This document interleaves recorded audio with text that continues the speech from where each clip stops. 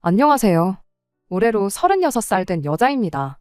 변호사님 만나서 이혼 상담받을 때 세상에 정말 말도 안 되는 사건 하나가 발단이 되어서 이혼하는 부부들이 많다는 이야기를 해주셨어요. 그런데 제 경우도 자기가 봐온 이혼 사유들 중에서도 손에 꼽을 만큼 말도 안 되는 것 같다고 하더라고요. 하기야, 세상에 아픈 시어머니한테 죽 한 번 끓여드렸다가 이혼한 사람이 저 말고 세상 천하에 또 어디 있겠나요? 이혼한 게 자랑은 아니지만 어디에라도 한번 털어놓아 보면 제 속이라도 후련해지지 않겠나 싶어서 이렇게 제 이야기 한번 해보려고 이렇게 찾아왔습니다. 결혼 생활 자체만 두고 본다면 그렇게 나쁜 편은 아니었어요. 문제는 시어머니께서 저희 집 근처로 이사를 오시면서 시작되었습니다. 바로 옆집까지는 아니지만 차로 가면 5분 정도 걸리고 걸어서도 15분 내외로 갈 만큼 가깝게 이사를 오셨거든요. 원래도 결혼 전에 신혼집 구할 적에 남편이 시댁 근처에 집을 구하면 어떻겠냐는 이야기를 꺼냈던 적이 있어요. 그때는 나름의 이유가 있기는 했습니다.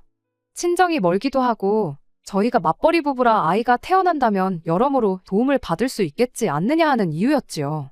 가까우면 반찬 같은 것도 해다 주실 테고 그때 당시는 저희가 차가 없었는데 급한 일 있으면 차를 얻어 타거나 빌려다 쓸 수 있지 않느냐 하면서 애 봐주는 것 말고도 여러모로 도움받을 일이 많을 거라며 저를 꼬드겼죠.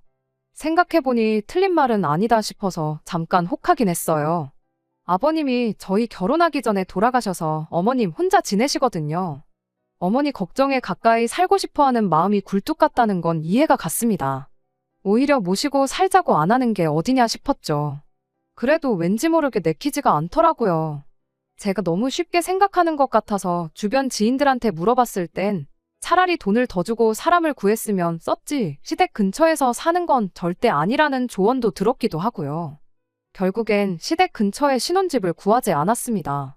출퇴근거리라든지 이런저런 거 재보고 신혼집을 구했는데 하필이면 그게 하필 시댁과 정반대 방향에 있는 동네였어요. 그렇다 보니 시댁과는 오히려 거리가 너무 멀어진 셈이 되었지요. 의견을 냈던 게 남편이지만 이 결정에 별다른 불만을 갖지는 않았었습니다. 앞서 말씀드린 것처럼 다른 부부들처럼 멀쩡하게 잘 살았어요.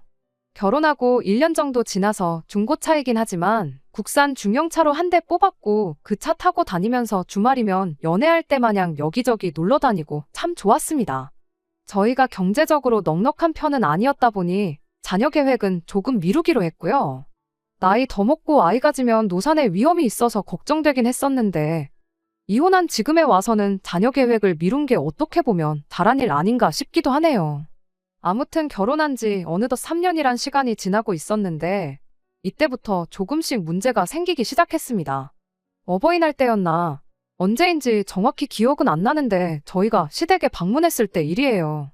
어머님이 굉장히 깔끔한 성격이셨는데 그날따라 집 상태가 평소랑은 다르게 지저분하더라고요. 그래서 남편하고 구역 나눠서 집 정리하는 거 도와드렸죠. 어찌나 지저분했는지 정리하는 데만 거의 2시간이 걸렸습니다. 다 하고 나니까 원래는 어머님 모시고 가까운 데서 외식을 하려고 했는데 진이 빠져서 어디 나가진 못하겠더라고요. 어머님이 뭔 외식이냐고 그냥 집에서 먹자고 하시길래 집에 있는 걸로 간단히 먹을까 싶었는데 냉장고에 보니까 반찬도 몇 가지 없고 그나마도 있는 건 곰팡이가 피어있고 아무튼 간단히 먹을 상황도 아니어서 배달음식 이것저것 시켜서 먹었습니다. 평소에 굉장히 깔끔하신 분이다 보니 이 상황이 조금 걱정되기도 했어요. 노년기에 찾아오는 우울증이 굉장히 위험하다고들 하잖아요. 어머님 상태나 집 상태를 보면 우울증을 의심하지 않을 수가 없었습니다. 그래서 제가 먼저 어머님한테 요즘 무슨 일 있으시냐고 조심히 물었어요. 아니나 다를까 어머님이 요즘 의욕도 없고 TV를 틀어도 맨날 봤던 것만 해주는 것 같고 재미도 없다. 혼자 지내는 게 익숙해졌다고 생각했는데 요즘 들어 부쩍 외롭고 그렇다. 하고 대답을 하시더라고요. 집에 가는 길에 보니 남편 표정이 많이 어두워 보였어요. 다른 사람도 아니고 자기 어머니 일인데 당연히 신경이 안 쓰일 리가 없었을 테죠. 얼마나 신경이 쓰이는 건지 며칠 내내 남편 상태도 정상은 아니었어요. 밥 먹다 말고 먼 산을 바라보질 않나 같이 TV 보면서 깔깔대다가도 한숨을 푹푹 내쉬질 않나. 마침 제 친구 중에 정신과 의사 선생님과 결혼한 친구가 한 명 있었거든요. 인터넷으로 노년기 우울증에 대해서 따로 검색해보면서 이것저것 알아보긴 했는데 그래도 의사 선생님한테 직접 물어보는 것만 쉽겠나 싶어서 친구한테 부탁해서 친구 남편과 따로 만나는 자리를 가졌어요. 그 자리에서 그간 궁금했던 거, 혼자 노년기 우울증에 대해서 알아보면서 이해가 안 되었던 거 이것저것 물어봤습니다. 친구 남편이 제 이야기를 듣더니 노인성 우울증이 맞는 것 같긴 한데 솔직히 이야기만 들어서는 잘 모르고 병원에 와서 한번 검사를 받아보는 게 좋겠다는 대답을 해줬어요. 약물 치료를 병행할 경우 상태가 호전되는 경우가 많기 때문에 꼭 자기 병원 아니더라도 좋으니 병원에 한번 모시고 다녀오라고 조언을 해주더라고요. 그날 집에 돌아와서 남편 불러놓고 제가 들은 이야기를 해줬습니다. 언제 날 잡고 병원 한번 모시고 가자고요. 당신 어머니도 아니고 시어머니 일인데 나 대신 알아봐줬다고 고맙다는 인사를 듣고 싶어서 한 일은 아니었지만 남편은 그런 저를 두고 고마워하기는커녕 그러니까 지금 우리 엄마가 정신병자라고 말을 하고 싶은 거냐고 화를 내더라고요. 어이가 없어서 말문이 막혔지요. 내가 언제 어머님을 정신병자라고 했냐고 따졌더니 엄마 모시고 정신병원 가자는 게 그 소리 아니냐, 시어머니 정신병자 만드니까 기분이 좋냐 하면서 따지고 들더라니까요. 그러면서 한다는 소리가 그냥 결혼할 때 자기 말대로 시댁 근처에 집을 구했으면 이런 일도 없었을 거 아니냐며 저를 원망하는 거예요. 그날 엄마가 외롭다고 하는 말 못 들었느냐며 가까이 살면서 왕래가 많았으면 엄마가 외로워할 일도 없었을 거라고 마치 시어머니가 그런 기분을 느끼는 게 다 저 때문인 듯이 책임을 떠넘기더라고요. 그냥 외로워하시는 만큼 우리가 자주 찾아뵈면 되는 거고 그러면 금방 기분도 나아지실 거라고 하면서 이를 근본적으로 해결할 생각을 해야지 기껏 생각한 게 엄마 정신병원 보내서 정신병자 만드는 거냐고 짜증을 내는데 정말이지 어이가 없었어요. 아니, 현직 정신과 의사 선생님 하고 있는 친구 남편한테 직접 가서 물어본 건데 당신이 알아봐야 의사 선생님보다 더 잘 알겠냐고 한마디 했지요. 제 말이 틀린 말이 아니잖아요. 나는 어머님 증상을 가지고 이것저것 검색해보고 나름 공부하고 알아본 다음에 직접 제 발로 전문가 찾아가서 소견을 듣고 온 건데 아무것도 안 하고 한숨만 푹푹 내쉬던 인간이 의사보다 잘났다고 근본적인 해결책 운운하면서 떠들고 있으니 웃기지도 않는다고 한마디 해줬어요. 그랬더니 또 따지고 들기를 네 친구 남편이 돈 벌고 싶어서 하는 소리를 그대로 믿고 있냐고 세상 물정도 모른다는 소리를 하더라고요. 자기 병원 아니어도 된다고 했고 약 같은 거 처방받고 그러려면 자기 병원보다 집에서 가까운 병원이 더 좋으니 안 와도 된다고 했더니 그냥 하는 소리 아니었겠냐고 따지대요. 상담까지 받고 다 한 데다가 친구 남편이니 당연히 제가 그 병원으로 갈 거라 생각하고 한 말일 거라고요. 설마 당신 지금 의사 선생님 돈 못 벌까봐 걱정해 주는 거냐? 니나 잘해라 하는 말이 목 끝까지 차올랐지만 남편을 다른 사람도 아니고 제 친구 남편과 비교하는 거야말로 제 얼굴에 침 뱉는 꼴이기도 해서 참았습니다. 아무튼 그 일이 있은 뒤로 남편이 저한테 삐쳐서 며칠 동안 말도 안 했습니다. 저는 그래도 혹시나 하는 마음에 친구한테 전화해서 남편이 제시한 해결책은 어떤지에 대해서 의견을 물었어요. 그런데 그런 방법도 나쁜 건 아니라고 무조건 약물에 기대는 것도 좋은 건 아니니 일단 그렇게 해보고 경과를 지켜보라는 대답을 들었습니다. 정확히는 조금 극단적이긴 했지만 남편 말도 틀린 건 아니었죠. 그래서 좀 더 시댁에 신경을 쓰기로 했어요. 그런데 문제는 이때부터 남편이 전에 본 적 없는 둘도 없는 효자로 돌변했다는 거예요. 상황이 상황이니만큼 남편이 어머님 챙기는 건 당연하다고 생각했지만 날이 갈수록 도가 지나치다 싶을 정도로 변해가는 게 문제였습니다. 원래는 한 달에 2번 어머님을 뵈러 시댁에 다녀오기로 했는데 언젠가부터 당연하다는 듯이 주말만 되면 시댁에 가는 걸로 바뀌게 되었어요. 매주마다 시댁에 가는 게 불편하긴 했지만 아무래도 어머님 상태가 나아지는 기색이 없었다 보니까 그냥 참았어요. 저러다 남편도 안 되겠다 싶으면 병원에 모시고 가자고 하진 않을까 싶었거든요. 그런데 남편은 어머님을 병원에 모시고 가기는커녕 매 주말마다 시댁에 찾아가는 것도 모자라 이제는 아예 하루를 자고 오면 어떻겠냐고 나오더라고요. 그전까지는 다 어머님을 위해서라 생각하고 참았지만 그때부터는 저도 버겁고 이게 맞나 싶을 정도로 힘들다는 느낌을 받기 시작했습니다. 오죽했으면 이럴 바에 그냥 신혼집을 시댁 근처로 구하자고 할 때 그러자고 했으면 좋았겠다 싶을 정도로 말이에요. 남편이야 결혼 전에 살던 집이니 익숙해서 편할지 모르겠지만 저는 원래도 잠자리가 바뀌면 잠을 잘 못 자는 성격이거든요. 게다가 시댁이 집이 넓지가 않아요. 남편이 총각이던 시절에 쓰던 방이 그대로 남아있긴 하고 남편이 쓰던 침대며 책상이며 그대로 있긴 한데 그 침대가 남편 혼자만 쓰던 1인용 침대였거든요. 원래도 제가 자는 게 예민해서 바닥에서 못 자기도 하는데 그렇다고 제가 침대를 쓰고 남편을 바닥에서 재우기엔 또 시어머니 눈치가 보여서 그렇게는 못 하겠더라고요. 반대로 남편이 침대를 쓰고 제가 바닥에서 자자니 그건 또 그거대로 싫었고요.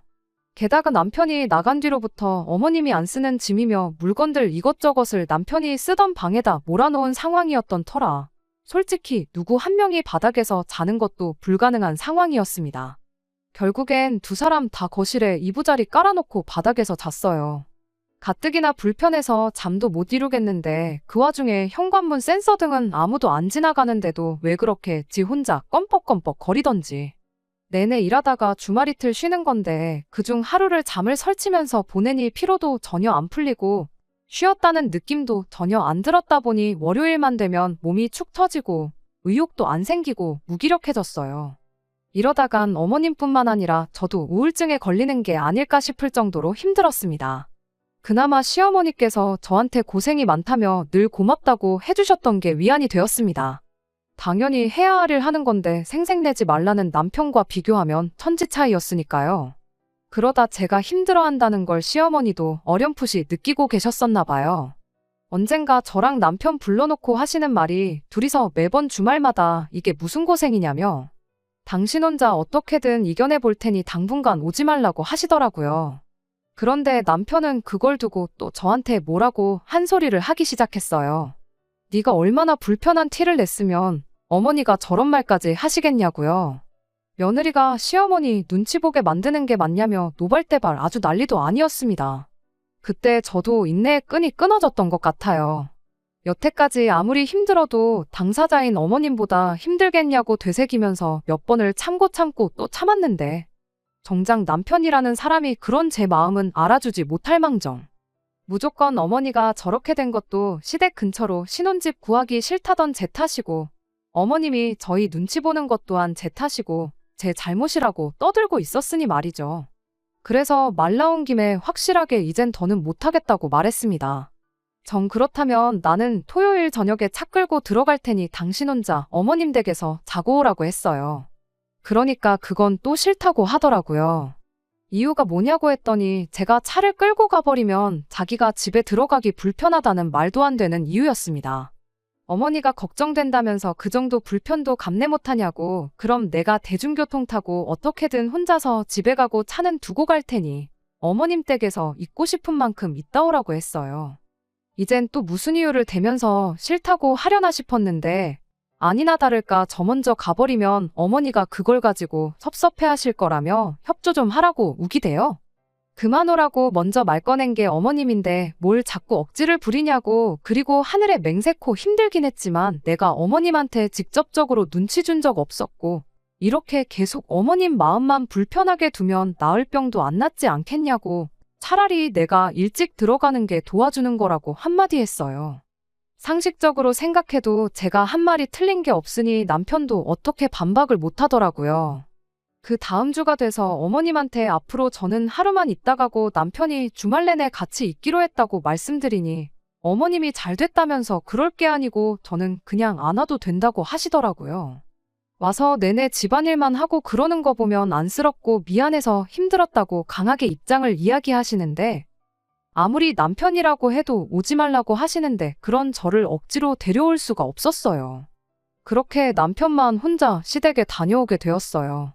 이따금씩 한 번은 같이 따라갔다가 적당한 시간 봐서 혼자 돌아오는 식으로 저도 제 나름대로 최선을 다했습니다.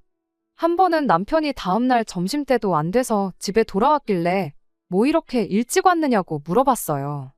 그랬더니 제가 없으면 할 게 없어서 일찍 왔다는 소리를 하더라고요. 우리가 뭐 어머님 댁에 그동안 놀러 갔던 거냐고 같이 시간 보내드리러 갔던 거 아니냐. 이렇게 일찍 올 거면 그동안 뭐하러 하루를 자고 왔냐고. 앞으로는 저녁 식사까지 같이 하고 있을 만큼 시간 보내다가 들어오라고 했습니다. 아무튼 주말에 오롯이 하루를 쉴 수 있게 되니 그건 참 좋았네요. 그렇게 남편만 혼자 시댁에 가기 시작한 지 한 3개월인가 지났을 때쯤 남편이 오며 가며 하는 게 너무 힘들다며 시어머니를 저희 집 근처로 이사시키면서 어머님과 가까운 거리에 살게 되었습니다. 어머님은 평생을 살아온 동네를 떠나기 싫다고 반대를 하셨다는데 남편이 막무가내로 우기니 어쩔 수 없이 추억이 남아있는 집을 정리하고 이사를 올 수밖에 없었습니다. 그 과정에서 저랑은 상의 한마디도 없었고요. 어머님은 당연히 남편이 저에게 말했을 거라 생각했기에 아무 말도 안 하셨던 거였어요. 집이 가까워지면서 시어머니와는 어쩔 수 없이 더 많은 시간을 함께하게 되었네요.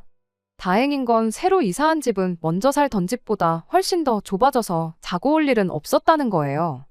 결혼할 때랑 마찬가지로 모시고 살겠다고 집으로 합가안시킨 게 어디냐 생각하고 좋게 생각하기로 했죠.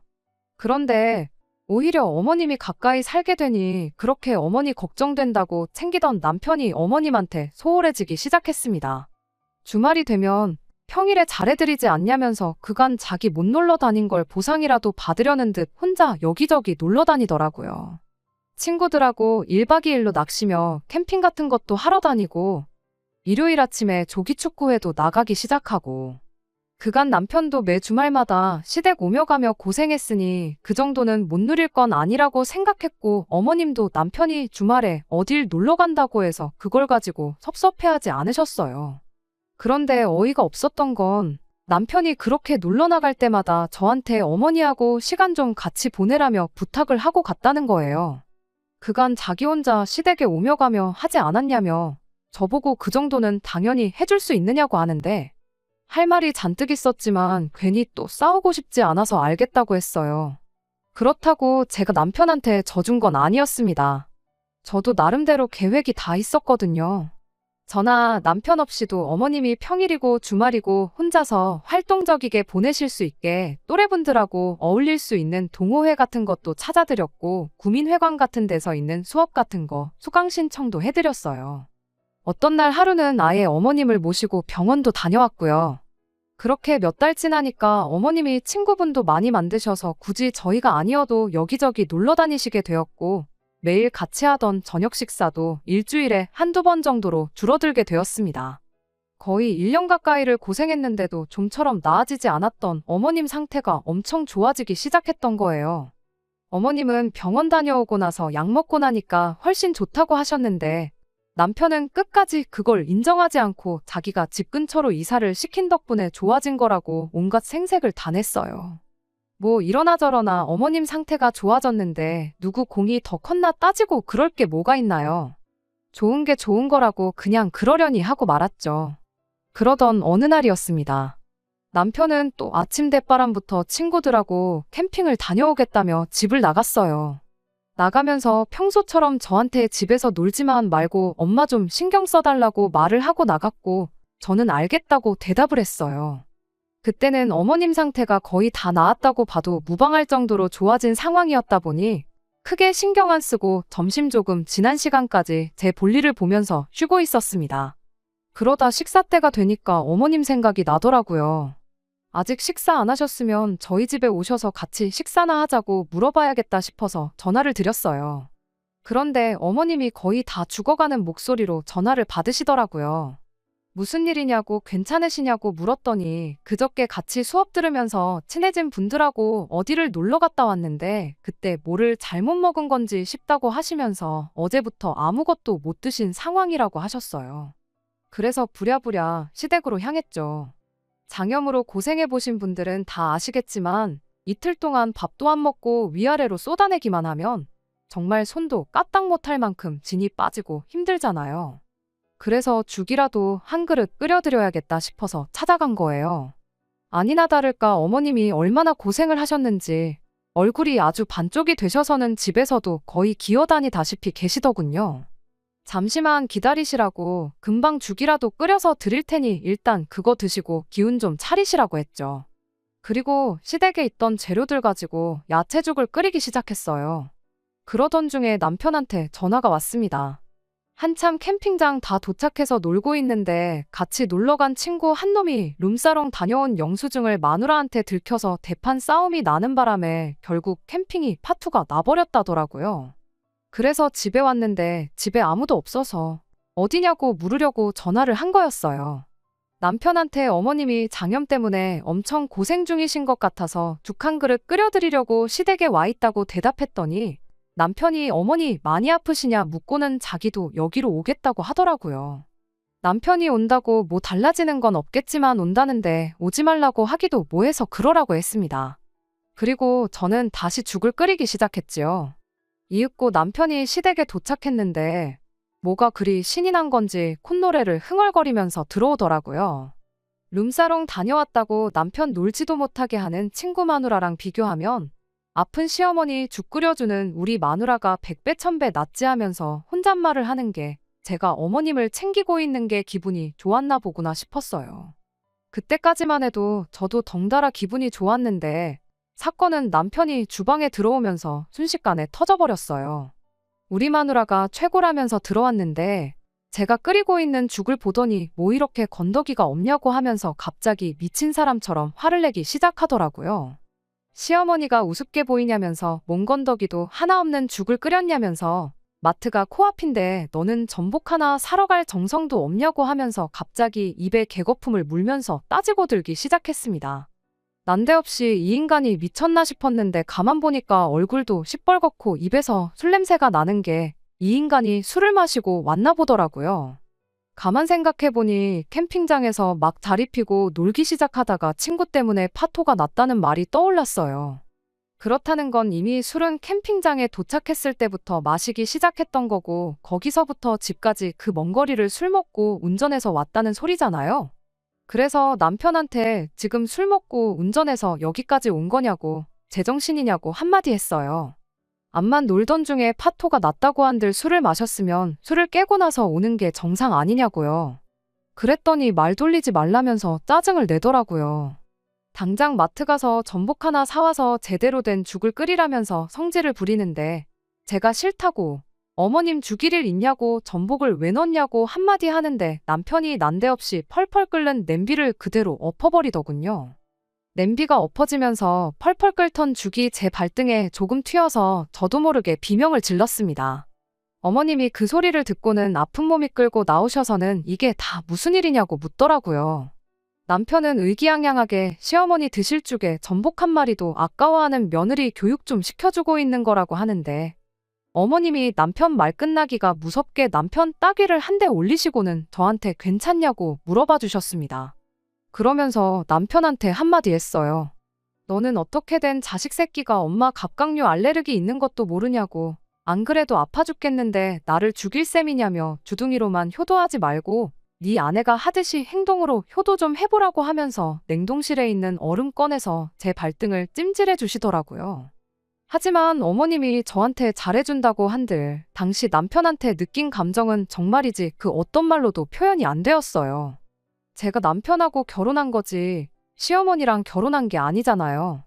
술 먹고 운전하는 걸 이렇게 쉽게 생각하는 사람인 줄도 몰랐고 술 때문에 그랬겠지만은 어떻게 펄펄 끓는 죽을 자기 짜증난다고 엎어버리는 그런 욱성질이 있는 줄도 몰랐습니다. 그리고 내 남은 평생을 이 사람과 함께 할 수 있을까 하는 생각까지 들기 시작했어요. 상황이 일단락되고 남편도 어느 정도 술이 깨고 나서는 제 앞에 무릎까지 꿇고 미안하다고 싹싹 빌기는 했는데 그땐 도무지 제 마음이 풀리지가 않았어요. 하루가 지나고 이틀이 지나고 며칠이 지나도 남편과는 여기까지인가 보다 하는 생각이 변하지가 않더라고요.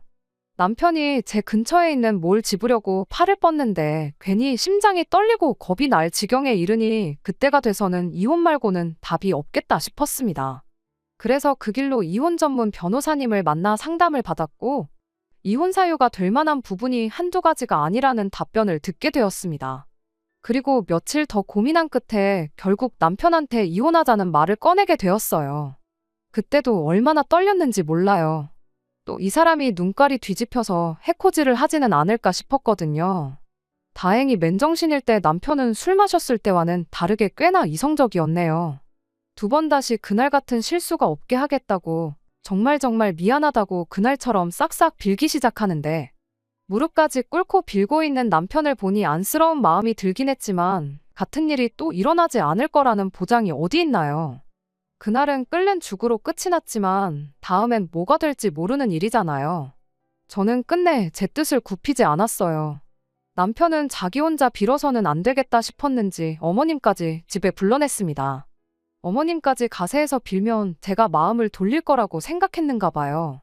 그런데 의외로 어머님은 거기서 당신 아들인 남편의 편이 아니라 제 편을 들어주셨습니다. 똑같은 상황이 당신한테 벌어졌다면 당신도 저랑 똑같이 이혼을 했을 거라고요. 어머님하고는 나중에 단둘이 만나 이야기를 나눴어요. 솔직히 이혼 안 했으면 하는 마음이 굴뚝 같지만 그 꼴을 내 두 눈으로 똑똑히 봤는데 어찌 이혼하지 말라는 소리를 하겠냐고. 당장 당신한테도 딸이 있었다면, 그리고 그 딸한테 똑같은 일이 벌어졌다고 가정하면 딸이 이혼을 안 한다고 해도 당신이 나서서 시키셨을 거라고 하시더라고요. 마지막으로 제 덕에 당신 마음의 병도 다 나았고 새로 이사 온 동네에서 새로운 친구들 만나게 도와줘서 이렇게 제대로 인생의 2막을 시작하게 만들어준 게 참 고맙다고 평생 저에 대해서 좋은 기억만 간직하고 살겠다는 말을 해주셨네요.